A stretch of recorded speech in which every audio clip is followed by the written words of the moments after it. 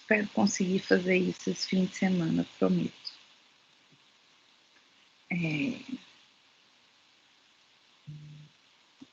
Aí, assim que eu conseguir colocar os vídeos das aulas gravadas para vocês, eu mando o link, tá? Do YouTube. Enquanto isso, vocês têm as aulas, os slides, né, disponíveis no Prezi, que o link já tá aí, tá? Bom, então hoje a gente vai entrar no nosso último assunto, que é um último assunto relativo ao pós-modernismo especificamente, tá? Então, só para que é a questão da manifestação de alta tecnologia na arquitetura pós-moderna, né?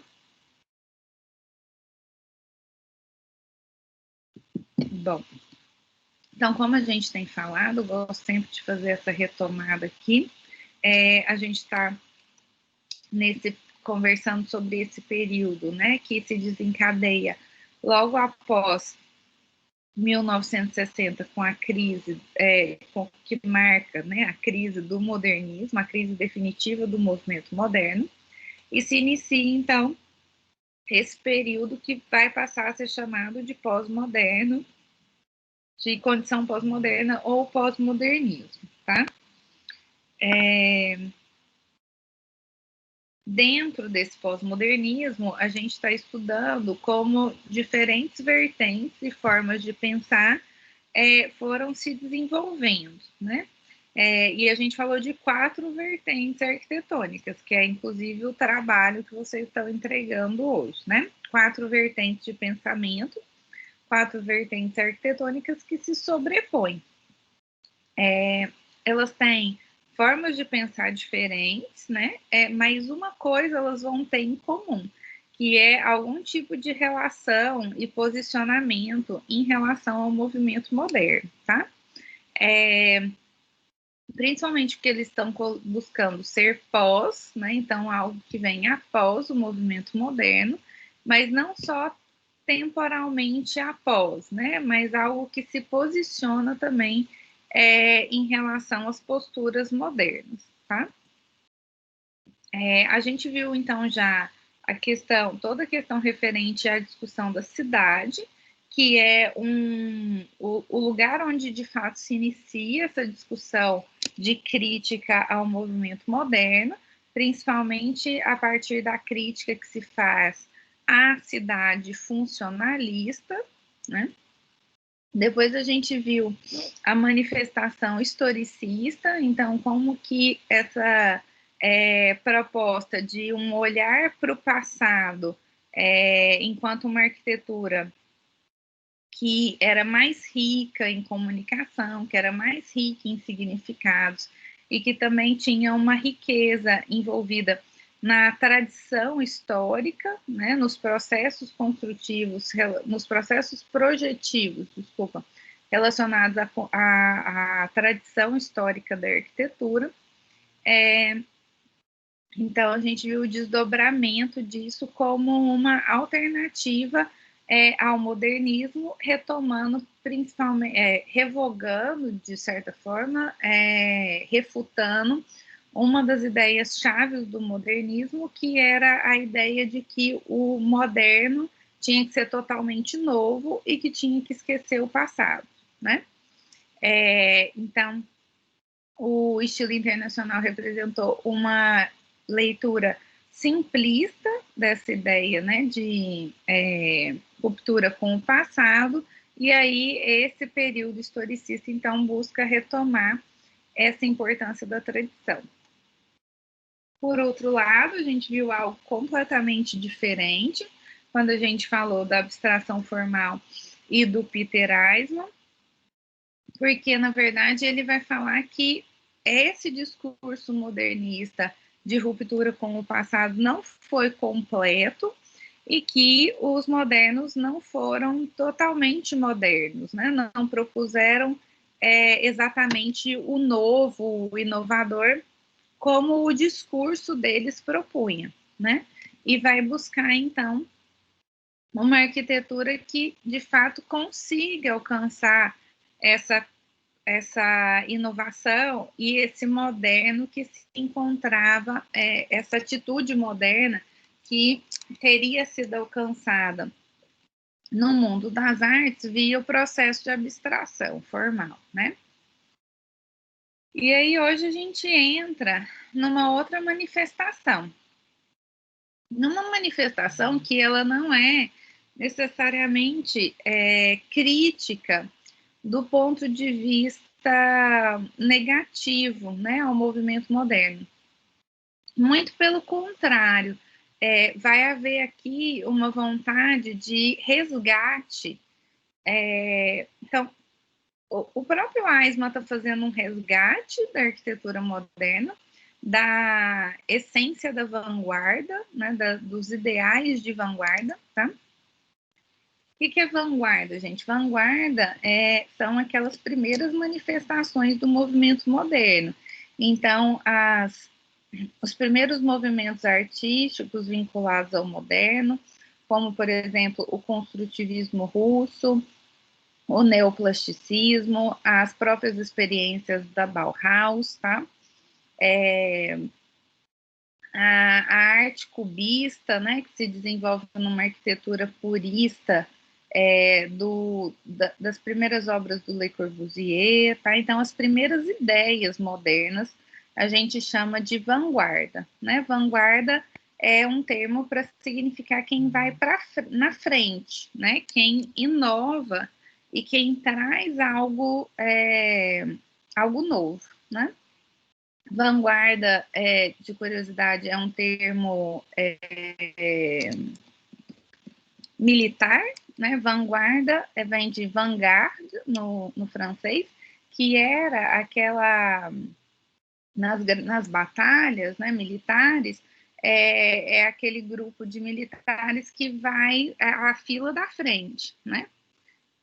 Ironicamente, normalmente eles morrem, né? Porque são os mais corajosos, os que enfrentam, né? E o que barram um pouco o primeiro impacto, assim, do confronto, né? Mas é quem vai na frente, quem enfrenta mesmo a batalha.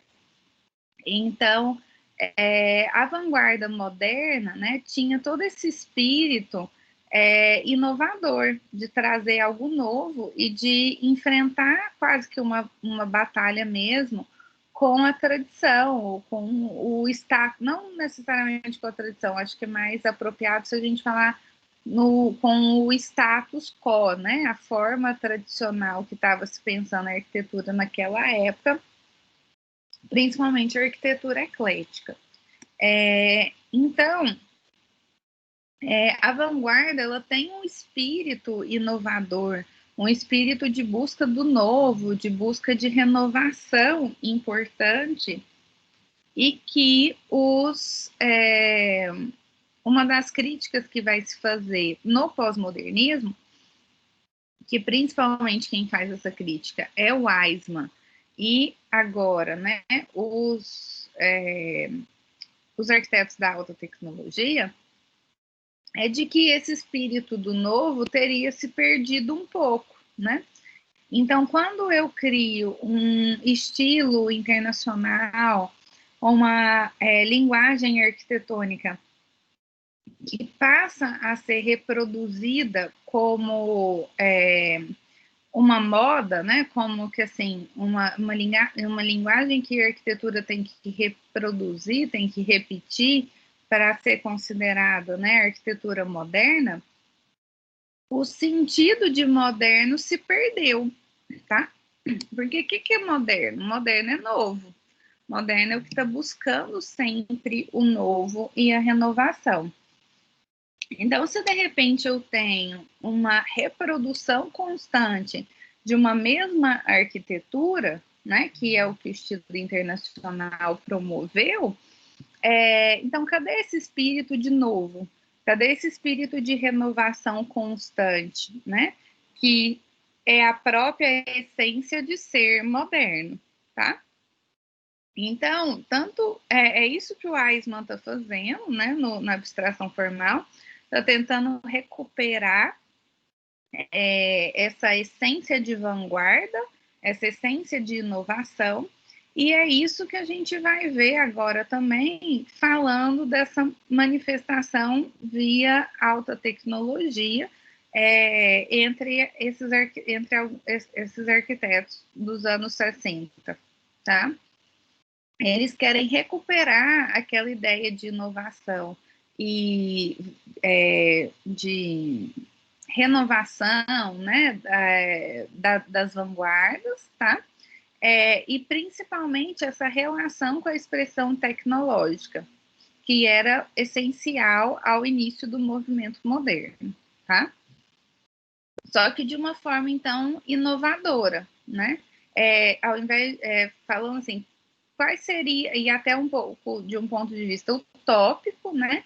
De quais seriam as possibilidades que a tecnologia oferecem para a arquitetura, sobretudo de um ponto de vista de novas formas, de novas escalas também, tá?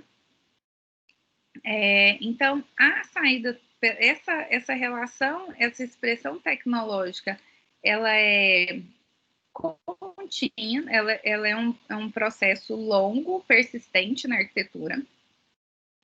Até hoje a gente vê essa manifestação tecnológica, então eu divido essa expressão tecnológica na arquitetura em dois momentos. Um momento agora pré-anos 80, então de anos 60 a anos 80, e depois dos anos 80 até a atualidade. Porque a gente tem esses arquitetos como o Norman Foster, o Renzo Piano e o Richard Rogers, que iniciam as suas carreiras ali nos anos 60 e 70 e que até hoje trabalham segundo essa vertente da tecnologia, tá? Então, vamos lá, né? Então, hoje a gente vai falar dessa saída pelo high-tech. Alguma dúvida, gente, até agora?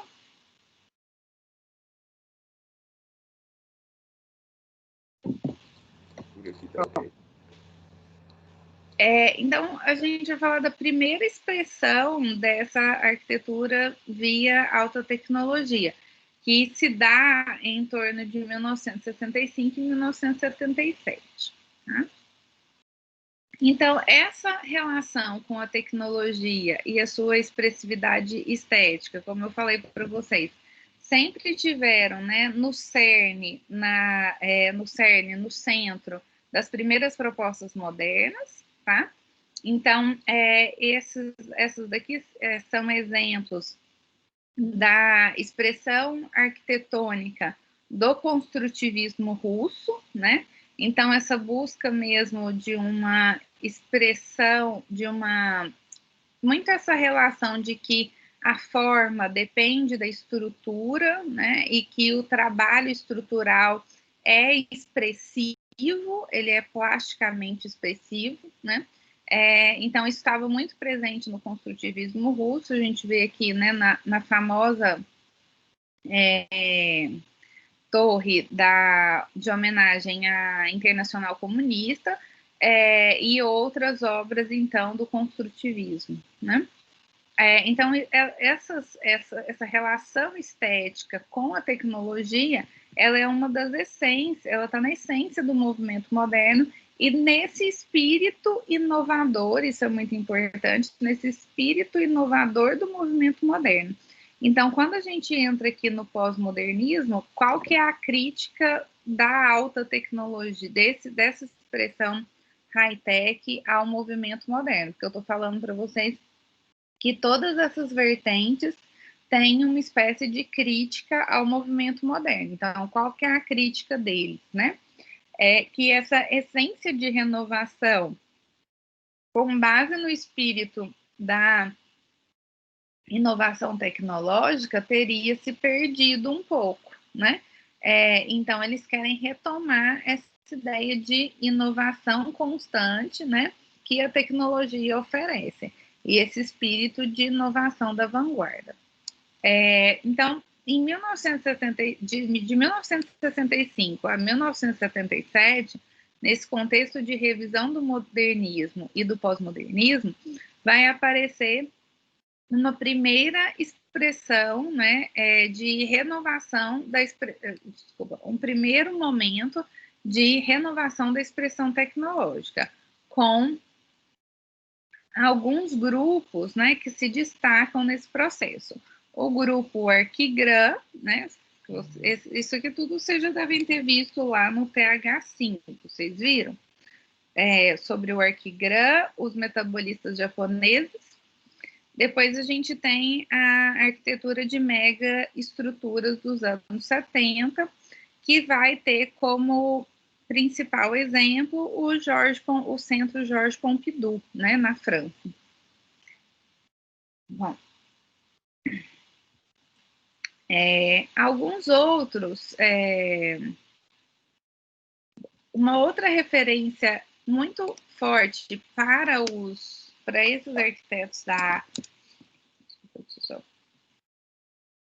esses arquitetos do high-tech é muito essa arquitetura que se desenvolve aqui, né? Que tem essa característica da estrutura e dos materiais muito predominantes, né? Que se via tanto nas vanguardas como se viu também em alguns arquitetos modernos, né? Dessa arquitetura mais focada na expressão estrutural. Um exemplo chave disso, de um arquiteto moderno, né, que trabalhava com essas ideias, foi o Buckminster Fuller, que foi quem desenvolveu essa arquitetura. Ele trabalhava muito com essas formas espaciais de domos ou então de formas geodésicas, né? Que você vai planificando as superfícies até para conseguir as superfícies em cúpulas, em domos e superfícies tridimensionais, tá? Então, ele também se torna uma referência importante nesse processo de retomada da tecnologia nos anos 60. Bom, qual que é o contexto, né, dos anos 60, que também favorece um pouco essa empolgação nova, né, pela tecnologia.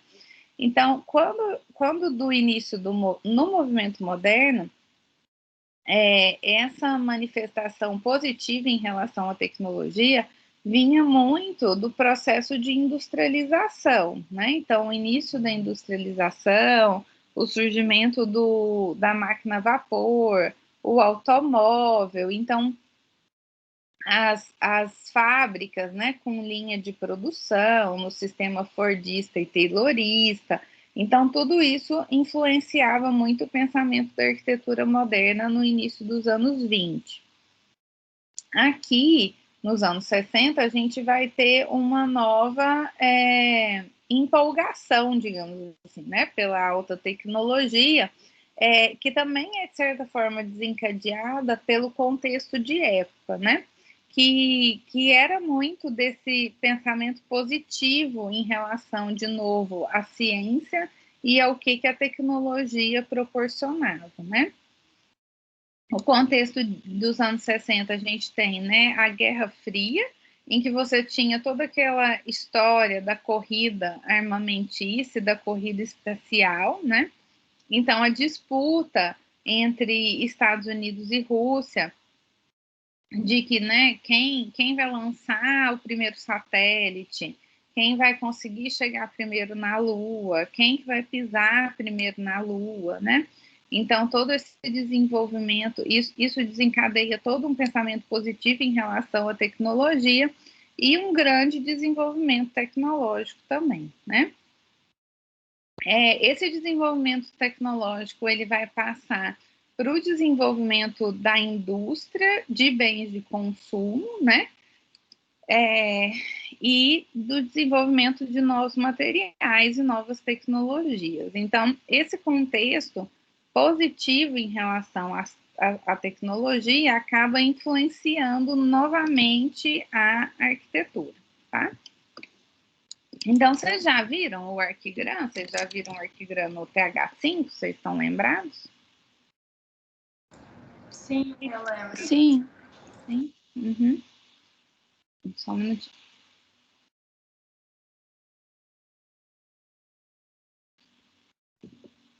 Bom, o Arquigram é um grupo de arquitetos, né? É o nome, o Arquigram nomeia, né? Tanto um grupo de arquitetos quanto uma que começa, na verdade, com uma publicação de um pequeno magazine, né? Uma pequena revistinha, que foi publicada pela primeira vez por dois arquitetos ingleses, o Peter Cook e o David Green, né? O Peter Cook é um personagem central nessa história da alta tecnologia, tá? Além dele ser, então, nos anos 60, o fundador, né, um dos fundadores do Arquigram e quem desencadeia essa discussão, o Peter Cook se torna um personagem muito importante na arquitetura inglesa, né? Depois, mais tarde, a gente vai ver, ele se torna professor da AEA, que é a Architecture Association, em Londres, né? E muitos arquitetos contemporâneos importantes, como, por exemplo, o próprio Hein Koolhaas, o próprio Norman Foster, o Richard Rogers, eles passam pela AEA, de certa forma, né? A própria Zaha Hadid, tá? Então, o Peter Cook é uma influência forte, né, para esses arquitetos mais contemporâneos, que são normalmente os que vão seguir também por um caminho de inovação tecnológica, tá? Então, o Peter Cook e o David Green fundam, né, resolvem fazer essa publicação simples, né, até, nos anos em 1961, para discutir algumas ideias sobre arquitetura, sobre cidades e publicar alguns projetos, né? Projetos que são considerados utópicos, tá? Porque eles tinham uma escala ou uma lógica de produção que ainda não eram possíveis, né? E eles queriam mostrar, mas eles queriam mostrar isso, eles queriam trazer isso, essas ideias, essas discussões à tona. Então, eles acabam resolvendo fazer essas publicações nessa revista, nessa revistinha. Junto com eles, né, tinham outras pessoas, então eles formaram um grupo. Então, junto com o Peter Cook e o David Green, a gente tinha o Warren Chalk, o Ron Aaron, o Dennis Crompton e o Michael Webb, né? E nas publicações eles demonstravam, então, esse grande otimismo pela tecnologia, o que a tecnologia poderia propiciar para a arquitetura e para as cidades, uma aproximação com a estética da arte pop e da colagem. Ele se desenvolveu, então, no terreno da experimentação, né? Do projeto e do desenho. Então, não chegaram a construir as suas obras, né?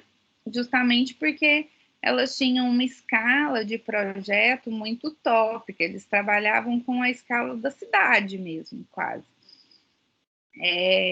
Então, eles meio que transformaram o desenho em próprio projeto, né? É como se o objeto final deles não fossem necessariamente o projeto de um edifício, mas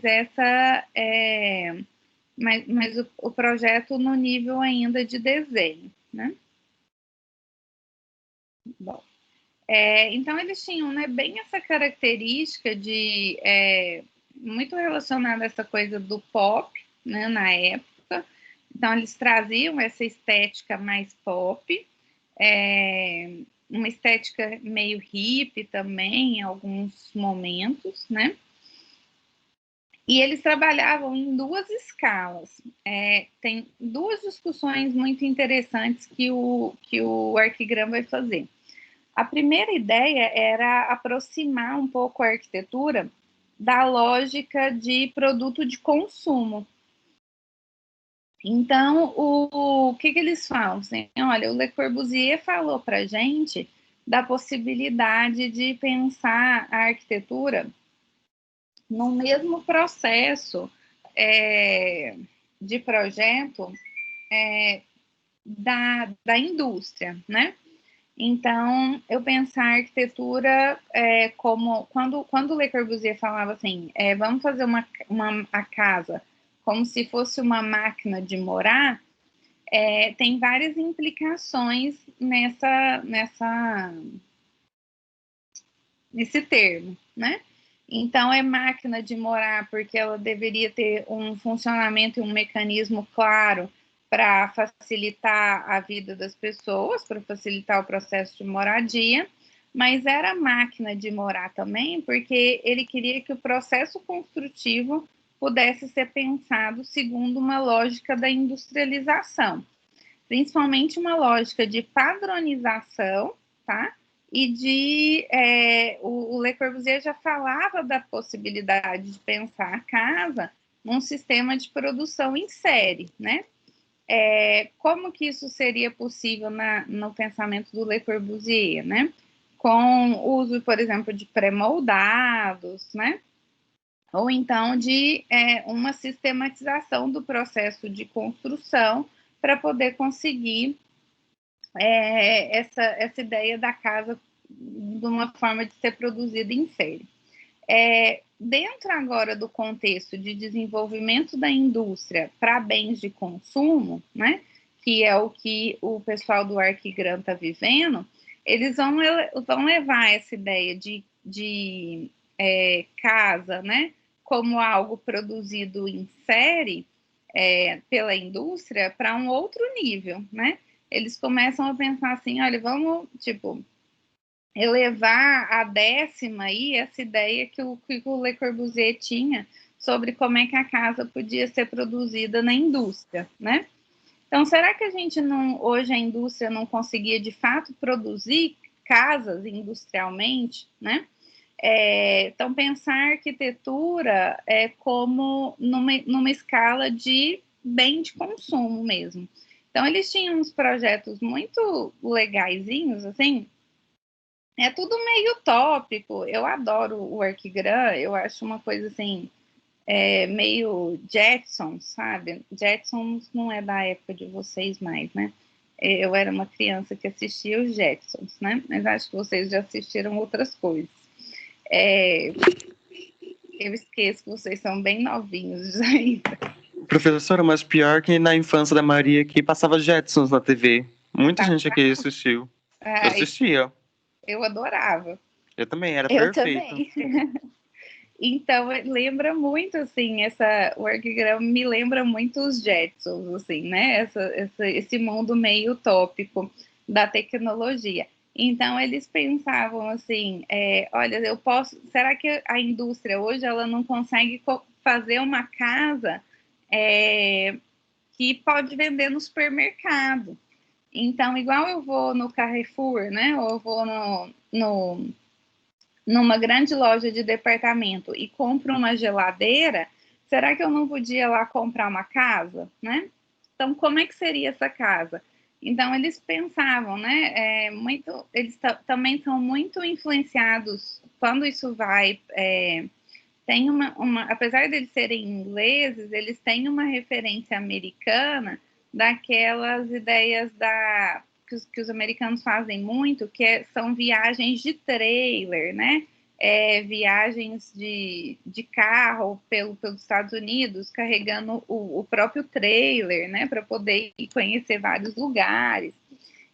Então, tem todo esse referencial. Então, eles começaram a fazer projetos nessa escala de como seria uma casa enquanto produto, né? Enquanto um produto de consumo que eu podia comprar ela, ou para ela inflar, né? De repente, isso aqui é um cush cycle, né? É uma espécie de automóvel que vira um lugar para você dormir também. Então, ele se transformaria, inflaria, né, para virar um abrigo, né? E aí você poderia comprar isso pronto, montar você mesmo, né? A Inglaterra tem muito uma coisa do it yourself, né? Daquela coisa do DIY, né? Do it yourself. Então, também a gente vê essa expressão, né? De que você poderia pensar em comprar uma casa no supermercado, que vem com todas as partes e um manual de montagem, e você mesmo pode montar a sua casa que foi produzida industrialmente, né? Então, eles trabalham em duas escalas. Essa escala do produto, que fica aí, né, entre uma coisa de design de automóvel e design de mobiliário, até a escala da cidade. Então, é uma coisa muito complexa, assim. Eles pensam na possibilidade que a indústria está oferecendo de eu pensar a arquitetura nessas duas escalas. E aí aparecem esses projetos, por exemplo, muito legais, como da Plugin Cities, né, do Peter Cook, que mescla essas duas escalas. Então, ele pensa que futuramente, por exemplo, as cidades podiam ser assim, você monta a infraestrutura toda da cidade, né? Então, isso aqui seria um mega edifício, né, nas cidades, na verdade.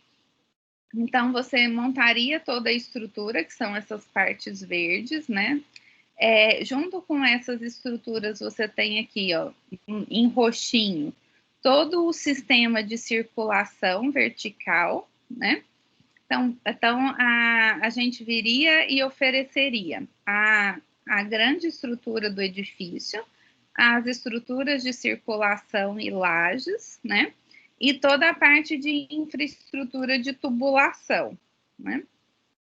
E aí, cada pessoa podia ir lá comprar o seu container, nézinho, ou comprar a sua casa no supermercado e plugar a sua casa aqui na laje, né? Vir e instalar a sua casa na laje que ela queria, né? Ou plugar a sua arquitetura, a sua casa, o seu apartamento, nessa infraestrutura oferecida previamente, né? Então, eles misturavam essas possibilidades dessas duas escalas.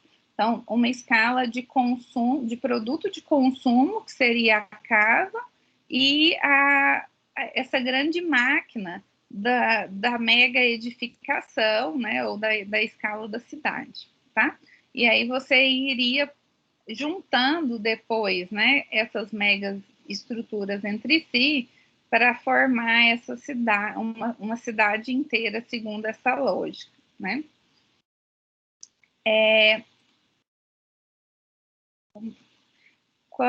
Deixa eu só voltar, né? Um outro exemplo muito conhecido do Arquigram é esse primeiro exemplo que eu mostrei aqui, que são as walking cities, né? Que são as cidades que se moveriam, né? Então, é uma grande máquina, né? Eu acho esteticamente é bem estranho, porque parece uma barata, né? Na verdade, é uma coisa que fica entre cenário de filme de Alien com barata. Bom, esqueçam minhas divagações. Mas, enfim, é uma ideia de que uma cidade poderia ser uma grande máquina que, inclusive, se moveria, né, pelo território. Eles têm muito uma influência, assim, sabe, também, o Arquigram sempre lembra muito uma coisa eles têm uma referência de filme de apocalipse, sabe, porque eles estão vivendo a Guerra Fria, né, então, pensem, né, você no final da Segunda Guerra Mundial, você tem a bomba atômica, né, de Hiroshima e Nagasaki, e durante toda a Guerra Fria você tem essa ameaça de destruição atômica que está pairando aí no ar, né, com a disputa da Guerra Fria.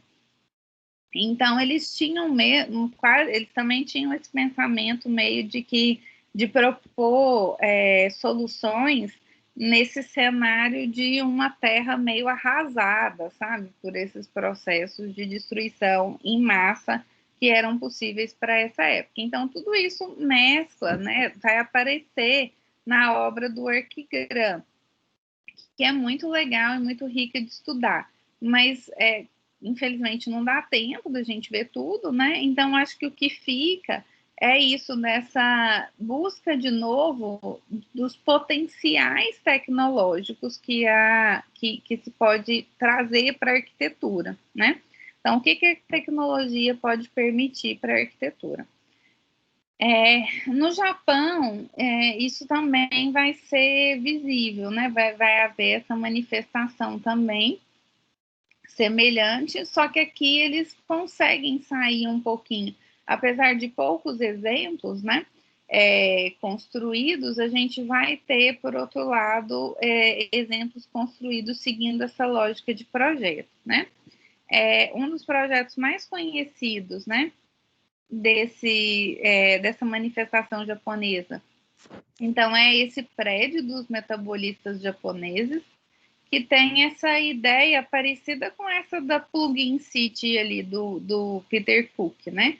Que você podia construir, então, um edifício com definir a estrutura central e que os apartamentos fossem, né, esses blocos, esses volumes que se plugavam, né, a essa estrutura central, segundo uma lógica que podia também variar, né, geometricamente, tá? Então, o Japão foi um foco de desenvolvimento industrial no pós-guerra, né, de desenvolvimento tecnológico e de inovação tecnológica e industrial no pós-guerra, né, principalmente porque eles vão receber muito investimento americano, né, para poder, digamos assim, passar para o lado capitalista, né, para o mundo capitalista no pós-guerra. E então isso também influencia a arquitetura deles, tá? Um personagem importante nesse período no Japão vai ser o Kenzo Tange, que era um arquiteto de influência moderna, mas que buscava um pouquinho mais dessa expressividade, dessa riqueza expressiva que a tecnologia poderia fornecer, tá? Então, os metabolistas dos anos 60 vão propor, né, coisas que vão também desde o desenho industrial, né, até o urbanismo, tendo essa expressão, esse caráter de expressão tecnológica, né? Então, aqui algumas obras do Kenzo Tange, que ainda são ali, né, de final de anos 50, início dos anos 60, mas que buscam essa expressividade maior que a tecnologia poderia propor. Esses aqui são 2 estádios que fazem parte do complexo olímpico para as Olimpíadas de Tóquio. E aqui é um grande pavilhão que o Kenzo Tange fez para uma exposição universal que aconteceu no Japão também, né? Então, o mais interessante aqui é essa escala da construção da estrutura espacial, né? Então, se recupera aqui, apesar de trabalhar com estrutura metálica, tá se recuperando aqui uma essência brutalista, né? Que vem da arquitetura moderna, da estrutura metálica aparente, da estrutura metálica como expressão estética, né, como expressão plástica, tá? Então, essa coisa, esse brutalismo que vinha do modernismo, no sentido do brutalismo, não do brutalismo do concreto, mas do brutalismo de peso e de deixar à mostra as estruturas, né? De deixar à mostra a estrutura, de deixar à mostra a aparência e a tubulação deixar à mostra o encanamento, deixar à mostra a tubulação elétrica, tá? Que são parte da ideia brutalista na arquitetura moderna, vai ser retomada aqui pelos arquitetos do high-tech numa outra escala. Tá? Bom, um outro arquiteto dessa época, que é pouco citado e mencionado, é um arquiteto alemão.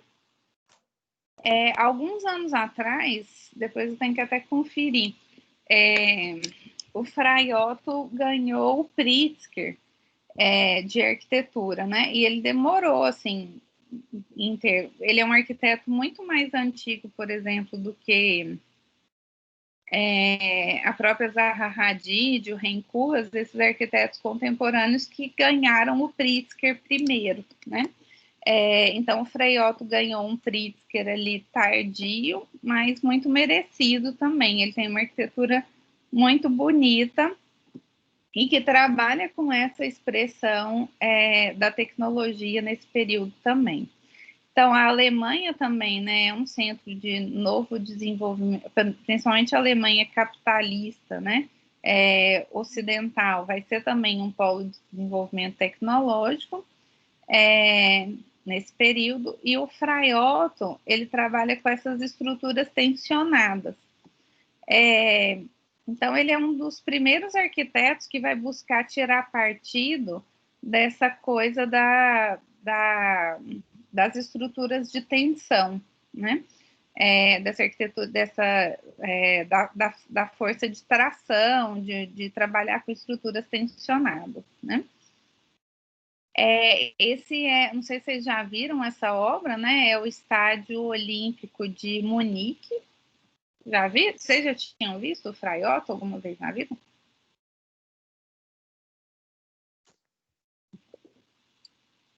Alguém? Eu já tinha visto nos trabalhos. Uhum. Então, o Frei Otto tem esse estádio, é a obra mais conhecida dele, né? Em que ele trabalha, então, com essas estruturas metálicas e com cabos de aço, e depois ele vai vir com as placas, né, de vidro, para poder fazer essa coisa meio de teia, né, para a cobertura do estádio.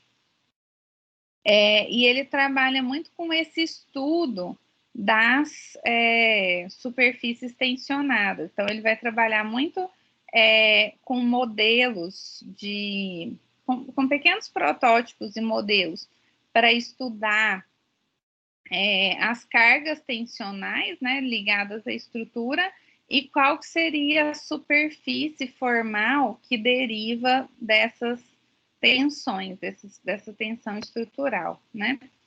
Ele tem um processo de projeto muito legal, que ele vai um pouco na natureza para poder, né? Tem toda uma referência um pouco organicista e da natureza na obra dele. E ele tem um processo bem legal que ele fazia, que era assim. Deixa eu ver se eu tenho um negócio.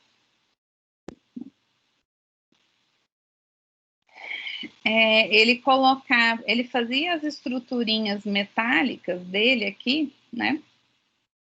E aí ele mergulhava essas estruturas em uma bacia ou uma banheira com água e detergente. E aí quando ele puxava, né, ficava essa superfície de bolha de sabão, né? Essa superfície, ela é tipo exatamente a geometria da força do sistema de forças catenários, né? Que seria sofrido, né? Por essa estrutura.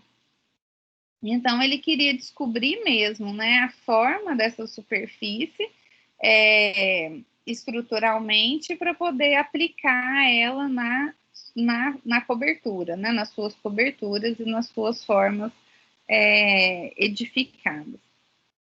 Então, mais um exemplo, né, dessa expressão tecnológica, então, dos anos 60 e 70. E aí o grande marco dessa expressão tecnológica vai ser o Centro Georges Pompidou, na França. Tá?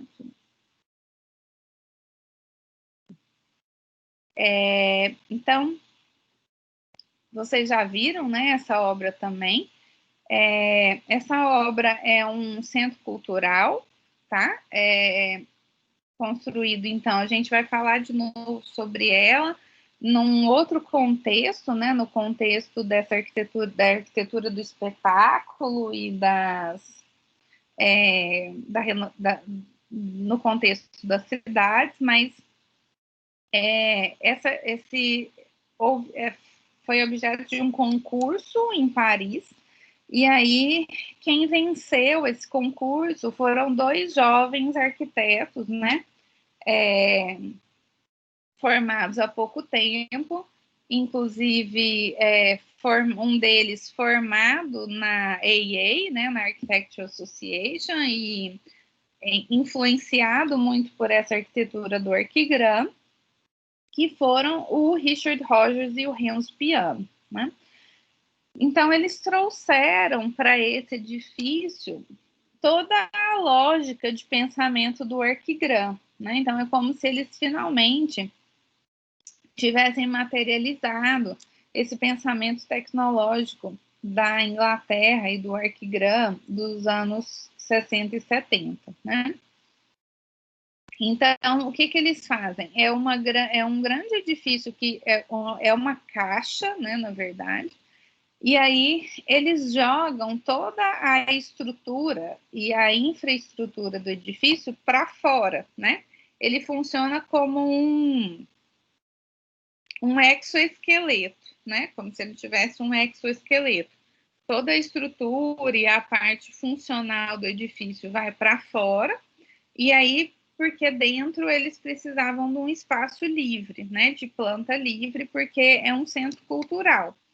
Então, quanto menos estrutura, pilares tivessem, né, dentro desse edifício, melhor em termos de ocupação e funcionalidade, né?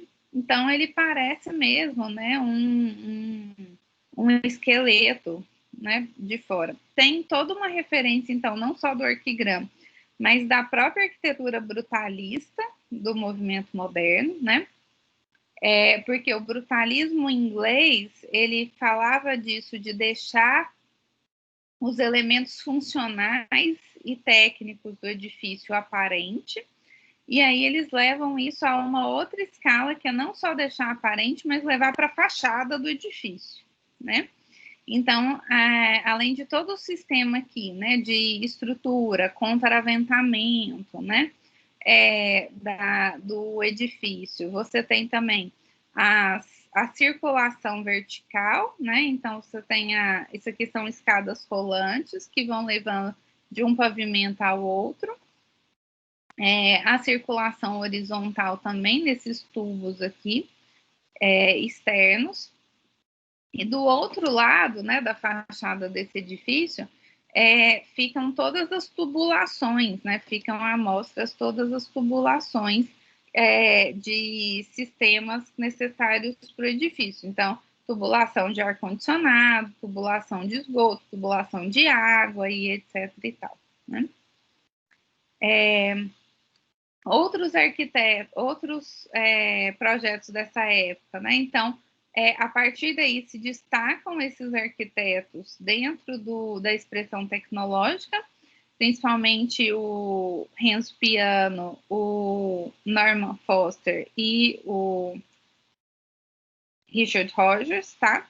Então, logo em seguida, o Richard Rogers faz essa sede do Lloyds, né, do Banco Lloyds, em Londres, que também trabalha com toda essa lógica dessa expressão brutalista da tecnologia, né? Então, observem aqui, ele tira partido dessa ideia de criar grandes dutos que ficassem aparentes, né? Para poder passar toda a tubulação. Então, ele vai tirar partido estético da construção, construtivo, né? Então, a gente tem 3 exemplos dentro dessa manifestação tecnológica, então, a partir dos anos 70, final dos anos 70, desculpa, a gente vai ter 3 exemplos clássicos, né? Além do Georges Pompidou, a gente vai ter o exemplo do Lloyds, em Londres, tá? Que é do Richard Rogers. Então, aqui, né, mais alguns. O interior dele, né, ele também vai trabalhar com essa coisa de uma escala muito grande e de toda essa expressão brutalista mesmo, né? Então, a estrutura fica aparente, essa preocupação aqui, né, com o desenho, por exemplo, das juntas, os encaixes estruturais.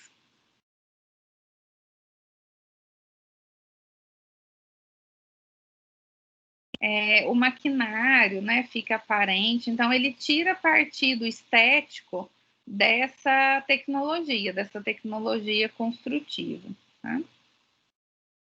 E aí aparecem, né, uma coisa de desenho de detalhe, de um detalhe grande. Quando eu falo detalhe, não é detalhe em termos de escala pequena, mas esses detalhes construtivos, né? Então, o próprio arquiteto vai se preocupar em tirar proveito de desenho desses detalhes de construção. Então, eu não só defino que aqui eu preciso de um pilar, que eu vou, ao invés de trabalhar com pilar, ele vai trabalhar com colunas de concreto, né? Mas aí ele se preocupa em como é que vai ser a ligação, a junta de ligação entre o elemento estrutural vertical e o horizontal. Então, eu preciso detalhar em termos de desenho, né, como é que é essa ligação, né?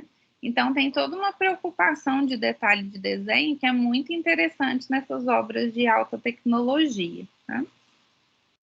E que é o arquiteto que faz, né? Que é o arquiteto que se preocupa em fazer. Uma outra obra marcante desse período é o HSBC de Hong Kong, a sede do HSBC, que é feita pelo Norman Foster, né? E que também marca, então, esse ápice da arquitetura da alta tecnologia. Né? Então, também aqui a mesma coisa, né? A estrutura vai para fora, então a estrutura não fica escondida, ela vai para fora e para a fachada do edifício e se toma partido estético dessa concepção tecnológica e dessa concepção estrutural, tá? Estou acabando, tá, gente? Então, outras obras, né, do Foster, o centro de distribuição da Renault, em que ele trabalha com essa superfície modulada. Então, dentro da alta tecnologia, vai se usar muito essa estratégia de você criar módulos que você pode ir repetindo e reproduzindo, né, para criar grandes edifícios.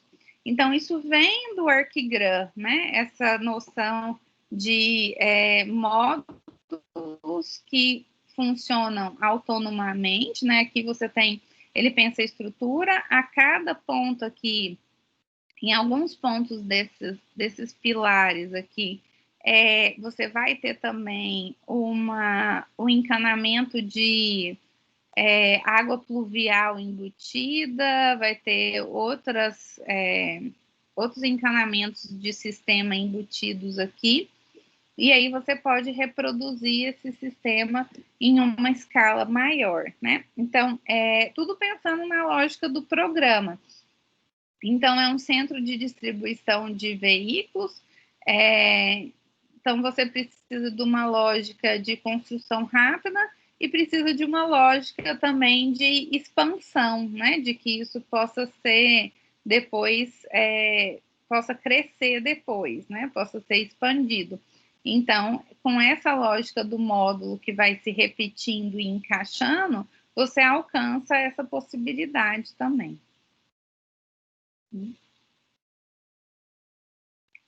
E um outro marco da arquitetura desse período vai ser o Instituto do Mundo Árabe, que é de um arquiteto francês, que vai ser o Januvel, né? Então, ele também é um marco dessa arquitetura do high-tech que se inicia lá nos anos 60 e vai chegar no seu auge nos anos 80, né? E a gente vai ver o desenvolvimento disso depois na contemporaneidade. Então, o Jean Nouvel faz, né, essa obra. O Jean Nouvel trabalha com a tecnologia de uma forma um pouco menos brutalista e mais delicada, né? Então, ele vai trabalhar mais com essa coisa do aço inox, do vidro, de uma forma mais delicada do que trabalharam, por exemplo, o Norman Foster e o Richard Rogers, tá? E esse projeto fica famoso, né, por por esse trabalho de textura de fachada que ele faz, né, que na verdade então é um instituto do mundo árabe. Um elemento importante na arquitetura árabe eram os muxarabis, né? Isso vocês já devem ter ouvido falar, já ouviram, né? Já tinha muito, né, na casa tour.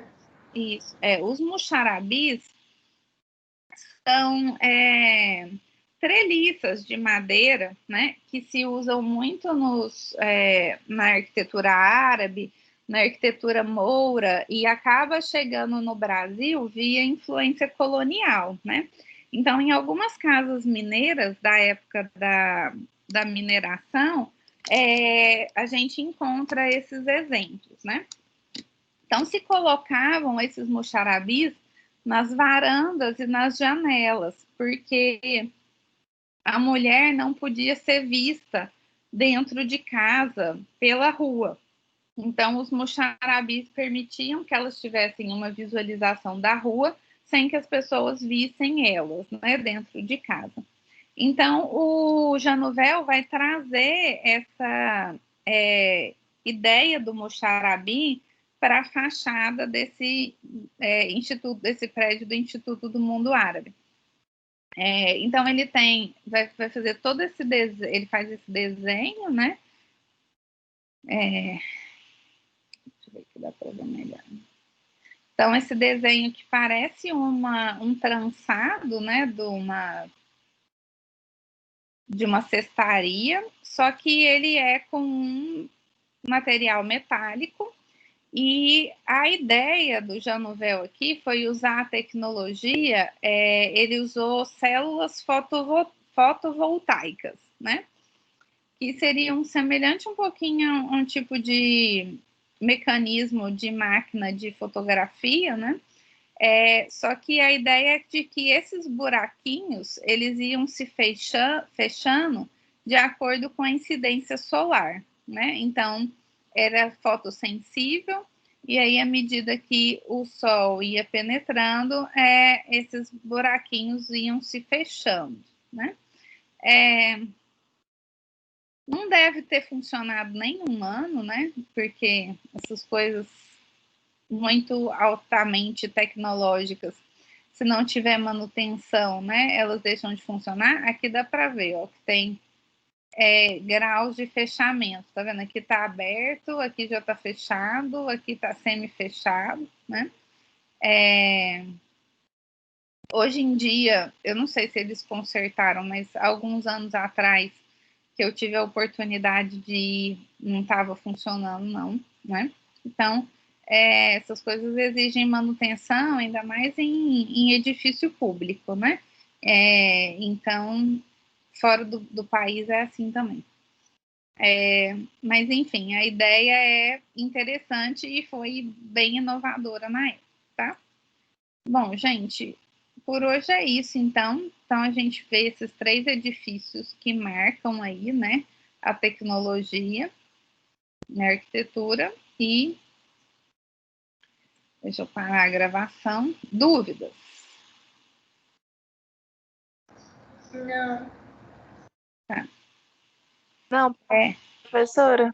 Oi. Não, eu só falei que eu estava sem dúvida.